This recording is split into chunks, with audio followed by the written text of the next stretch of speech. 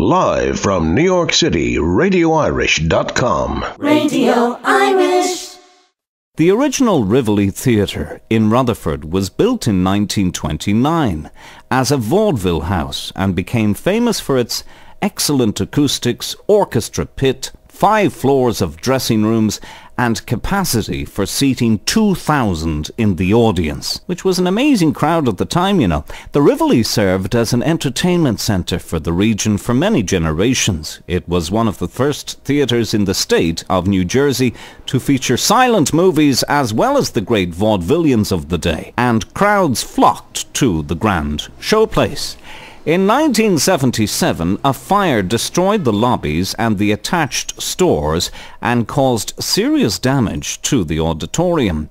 During renovation of the theatre, now located within the William Carlos Williams Centre, strange things began happening and the presence of a ghost was suspected. Renovations of the Rivoli Theatre began in 1978, and the ghost soon became known for leaving messes around the theatre. During the winter of 1983 to 84, the executive director of the Williams Centre and her assistant were discussing the planned renovations. As they both stood at the foot of the stage, the assistant heard heavy footsteps approaching. The footsteps seemed to end about 10 feet in front of the two women, but the assistant saw no one. Thinking it was merely her imagination, she did not mention the footsteps to her boss. Her boss, in a nervous voice, then said, "We are not alone, are we?" The assistant answered, "I don't think so." The executive director felt that the ghost was just standing there and listening to them talk about redoing the Rivoli. The woman began to talk to the ghost, and he soon walked away, and his footsteps ceased. Although the assistant did not actually see a ghost, she claims that she could feel, sense what he was wearing.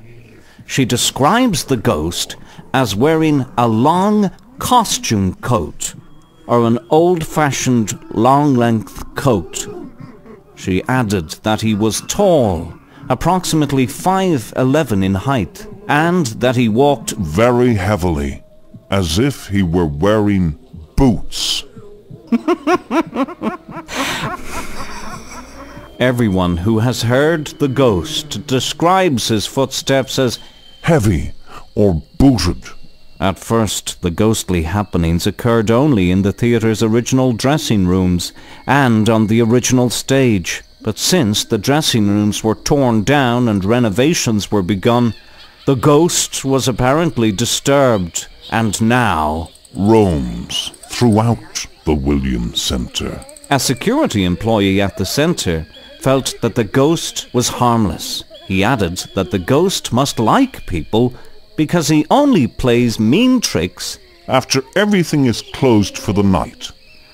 While the security employee was cleaning up after an event held in the centre, he claims that he saw a featureless white face staring at him through a hole in the wall in the area of the right wing of the dressing rooms. To stress that causing harm to others is not the ghost's intent, the security employee pointed out that a brand new lighting grid crashed down on the Rivoli stage in the middle of the night. The show had ended at the time the grid fell, but it could have been a great tragedy if the grid had fallen during the show. The ghost is always heard with booted footsteps, and the security employee comes up with the conclusion that the ghost is an old-time actor, still in costume, who must have died in the theatre. The security employee added that a strange feeling comes over one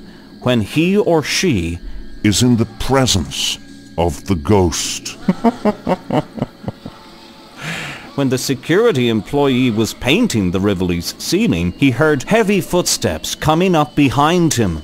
He spun around, expecting to find his boss or someone sneaking up on him, but saw no one. Although no one or nothing was there, the security employee could sense the presence of something, and he could hear the gritting of the concrete with every step taken by the ghost. According to the security employee, other strange occurrences in the theatre include artwork falling off the walls in the middle of the night, the unexplained opening and closing of the glass doors in the front lobby, and the sound of boots running across the stage. Although the security employee admits that he gets cold and his hands shake when in the presence of the ghost, he adds that he's not afraid of the ghost and often attempts to speak with him. The security employee said he feels that the ghost is attempting to communicate and hopes that one day he will get his answer. Another strange occurrence happened back in 1986 during a two-night show based on Dante's Inferno and baseball. Operations manager of the Williams Center at the time was playing the role of a Satan bat in the show. During the first night of the show, a bat mysteriously appeared and flew around the theatre for the entire time of the production. Afterwards, it simply disappeared, vanished completely into the darkness of the rafters. The following night, the bat reappeared and once again flew around the theatre until the show ended. The bat then vanished and was never seen again. People attending the show, of course, thought the bat was part of the performance. Ah yes, the black bat of the Rivoli Theater. Another security employee at the centre was ushering one evening when he heard a loud crashing sound coming from the original stage. As he investigated the noise, he heard a group of people talking and walking around the stage. As he neared the stage, the footsteps and chatter ceased. A search of the dressing rooms and stage revealed nothing or no one, and all the doors were locked. Another security and maintenance employee at the centre verifies the cold feeling caused by the presence of the ghost. His job was to open the doors of the theatre to the public, and one morning, as he was all alone in the building, he entered the Rivoli to turn on its famous crystal chandelier. As he flicked the switch, the shadow passed over him. He could feel the air brush by him, and actually felt the floor shaking from the running footsteps. When he investigated the situation, he discovered that all the doors were securely locked and chained from the inside. A director of public relations at the centre also has experienced a ghostly happening. She heard clanking noises and went to check them out. The doors of the Rivoli were wide open, but no lights were on inside the theatre. As she entered the theatre, she heard heavy footsteps walking about for a few seconds. The footsteps ceased, and no one or nothing was found. Some of the most recent strange happenings occurred with old photographs of the original Rivoli Theater, which are housed in a showcase in the lobby of the William Carlos Williams Center, and the photos were laying flat in the case. A while later, somebody walked past the case and noticed that two of the photographs, both pictures of the original front doors of the theatre, were standing straight up. The showcase is kept locked, and there's only one person who has the key for the case. And there are many other stories of the ghost of the Rivoli Theater. Perhaps it's a frustrated actor, but whatever it is thought to be, someone or something is responsible for the unexplained circumstances surrounding the Rivoli Theater. Witness accounts of apparitions and noises and clankings and winds and bats and heavy breezes and breathing and smells within the old Rivoli Theater.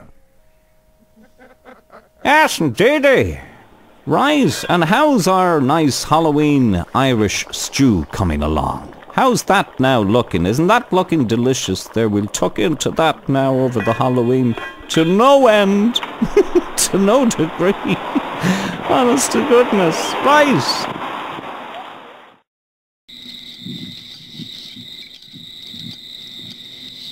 Fierce lays out. So look at that.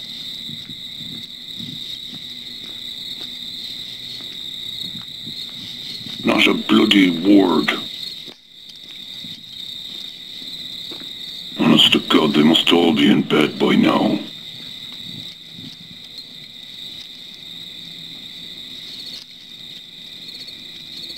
Huh? And isn't that a nice sight there? A mighty Halloween stew being brewed up here at the studios of Radio Irish for the Halloween festivities. I can't wait to get me choppers into that now later on in the week. You can make it and you can freeze it, you see, and just thaw it out on the night itself. And that's what we're doing here on America's only Irish station, Radio Irish, and a very festive, frightening, and furiously fitful Halloween to you as we bring you a smidgen of spectacular Halloween stories here on Radio Irish to chill the cockles of your very skeletal system, or at least shiver your timbers if you're not already dead. Of course, if you're Irish or of Irish descendancy, you will be aware of the origins of Halloween, which come directly from the festival of Samhain, which is a Gaelic festival held October the 31st to November the 1st. Now, the Irish name Samhain is derived from Old Irish, Oscuelga, and means roughly summer's end, the end of the summer. Samhain is a harvest festival with ancient roots in Celtic paganism, religious beliefs and practices adhered to by the Iron Age people of Western Europe, now known as the Celts. I'm a Celt on both sides of my family, and you're probably a Celt too, or you have some Celtic blood in you if you're listening to Radio Irish. If you're not Celtic, we're not going to hold it against you, okay? We might dip you in the local river to see if you float, or we might even offer your fingers up in sacrifice to a tree, but we'll certainly not let you perish without a bit of a tune or a dance to go. We'll have a bop. Now, Samhain was linked to festivals held around the same time in other Celtic cultures and continued to be celebrated in late medieval times, but due to its date it became associated with the Christian festival of All Saints' Day. As the story goes, several centuries ago, amongst the myriad of towns and villages in Ireland, there lived a drunkard known as Jack the Smith. Jack was known throughout the land as a deceiver, a manipulator, and otherwise drag of society. On a fateful night, the devil overheard the tale of Jack's evil deeds and silver tongue. Unconvinced and a bit envious of the rumours, the devil went to find out for himself whether or not Jack lived up to his vile reputation. Typical of Jack, he was drunk and wandered through the countryside at night when he came upon a body on his cobblestoned path. The body, an eerie grimace on its face, turned out to be the devil himself. Jack realized somberly this was his end. The devil had finally come to collect his malevolent soul. Jack made a last request. He asked the devil to let him drink beer before he departed to hell. Finding no reason not to acquiesce the request, the devil took Jack to the local pub and supplied him with many alcoholic beverages. Upon quenching his thirst, Jack asked the devil to pay the tab on the ale. To the devil's surprise, Jack convinced the devil to metamorphose into a silver coin with which to pay the bartender. Impressed upon by Jack's unyielding, nefarious tactics, shrewdly Jack stuck the now transmogrified devil coin into his pocket, which also contained a crucifix. The crucifix's presence prevented the devil from escaping his form. This coerced the devil to agree to Jack's demand. In exchange for the devil's freedom, the devil had to spare Jack's soul for 10 long years. 10 years later to the date when Jack originally struck his deal, he found himself once again in the devil's presence. Same as the setting before, Jack happened upon the devil and seemingly accepted it was his time now to go to hell for good. As the devil prepared to take him to the underworld, Jack asked if he could have one apple to feed his starving belly. Foolishly, the devil once again agreed to this request. As the devil climbed up the branches of a nearby apple tree, Jack surrounded its base with crucifixes. The devil, frustrated that he'd been entrapped again, demanded his release. As Jack did before, he demanded that his soul never be taken by the devil into hell. The devil agreed and was set free. Eventually, the drinking and unstable lifestyle took its toll on Jack.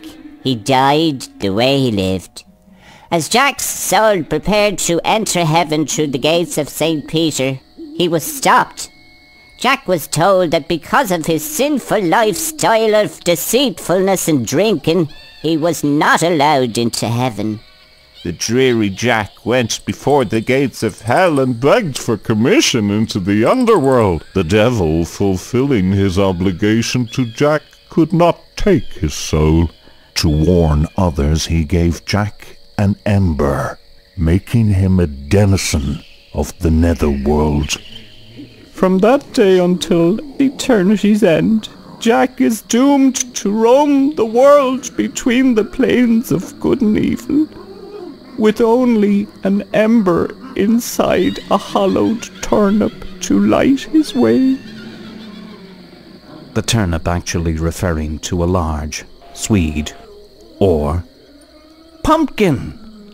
So the next time you see the Jack-o'-lantern... Well, enough said. And how is our Halloween stew coming? Oh, look at that. Isn't that lovely now? I can't wait to have a bowl of that on Halloween and head into some of the parties in the city and enjoy Halloween in the New York fashion, I suppose you could call it. The version of Halloween that they have here in the city, which is not really like Halloween at all now at home, but it's a kind of a big party they have here. And people dress up and spend a lot of money and all the rest. But it's worth, of course, referring to the origins of Halloween, I believe. And a happy Halloween now to each and every one of you. Yes, indeed. How come there's never a welcoming committee when I land in town? They're probably all down at the local pub, so they are. And my only problem now is I can't find the feckin' pub they said they were in. Is it up that way, I wonder? Bloody hell, I can't believe I'm out here in the feckin' wind and rain and everyone else in the bloody pub. Right, well, I had better get back up on the roof. If I can find the roof. Let me see now, did I come that way? Well, I come down over there and then I went left, didn't I? Or did I go right? Pretty feckin' grim if you ask me. Broadcasting 24/7 to the Irish community, RadioIrish.com. Around the world in 30 seconds, I'm Henry for Radio Irish Down Under, gone walkabout. And yes, we're still in Germany, and if you look behind me, we're in a town called Frankenstein, which I find rather amusing, really, because I know there was, Frankensteins Monster. Really, it's a load of rubbish. There's nothing happening here at all. I mean, really, people are scared to come here because they think...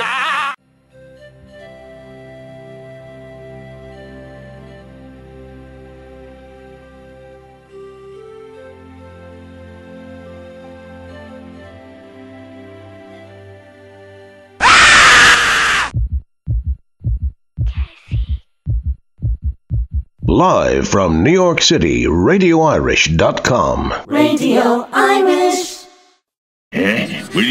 Will you come to the dance with me, Eileen, will you? I'll buy you a risol. I'll buy you a Granby burger. Hey, just trying to figure it out now myself. But sure, the PC and the laptop won't last. Not at all, so they'll be out of fashion in a couple of years. And then everybody will be back reading a book. Mark my words. Well, will you come to the dance with me, Eileen, will you? Will you come to the dance with me? Huh? I'll buy you a risol, so I will. Or a Granby burger. I'll buy you a Granby burger. Right. Just trying to contemplate some of life's difficulties, like, you know.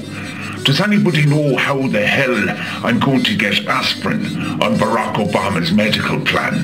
Do you? Does anybody know? Huh? Any takers at all? I didn't think so. Honest to criminy.